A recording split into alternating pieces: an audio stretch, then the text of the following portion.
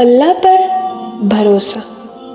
حضرت موسیٰ علیہ السلام نے کہا، اے رب، جب آپ کو کوئی فرما بردار بلاتا ہے تو آپ اس سے کیا کہتے ہیں؟ ارشاد ہوا، میں کہتا ہوں لبیک۔ پھر انہوں نے پوچھا، جب زاہد کہتا ہے کیا فرماتے ہیں؟ ارشاد ہوا، میں لبیک کہتا ہوں۔ انہوں نے کہا، جب روزہ دار کہتا ہے؟ ارشاد ہوا، میں لبیک کہتا ہوں۔ انہوں نے کہا، جب ایک گنہگار کہتا ہے؟